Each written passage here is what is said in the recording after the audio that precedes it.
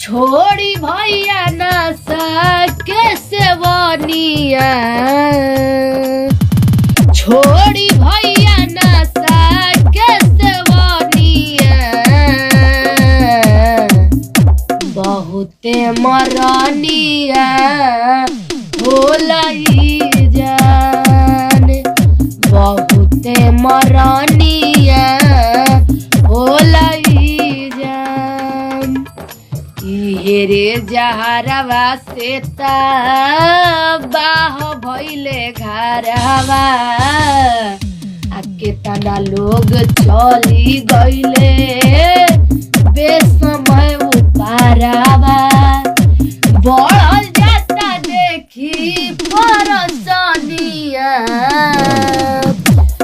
बढ़ल जाता देखी परसनिया, बहुते मरनिया होला ई जान।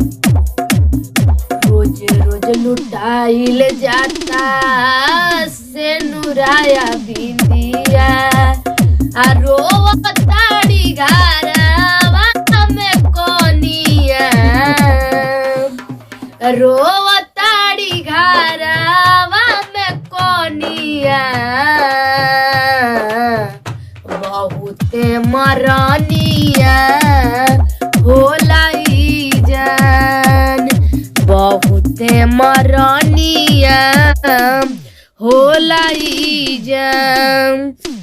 चाचा नीतीश जी लोनी के विचार बा, नशा मुक्त बनाई जाय अपन बिहार बा।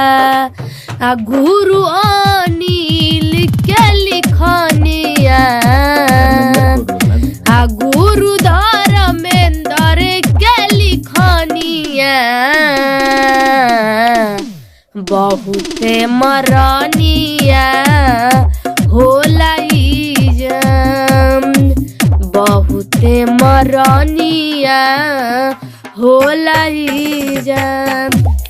तो आपको कैसा लगा ये गाना बताइएगा, लाइक शेयर कमेंट जरूर कीजिएगा और बताइएगा कैसा गाना है, और आगे से आगे बढ़ाइए इस गाने को। ये मेरा चैनल, ये मेरा खुद का ओरिजिनल चैनल है, और मैं उनसे हाथ जोड़ के बोलती हूँ जो मेरा फेक चैनल जो मेरे नाम से कितना बन चुका है, तो मैं उनसे हाथ जोड़ के बोलूंगी भैया से कि आप ऐसा ना करें, मुझे भी आगे बढ़ने दीजिए भैया,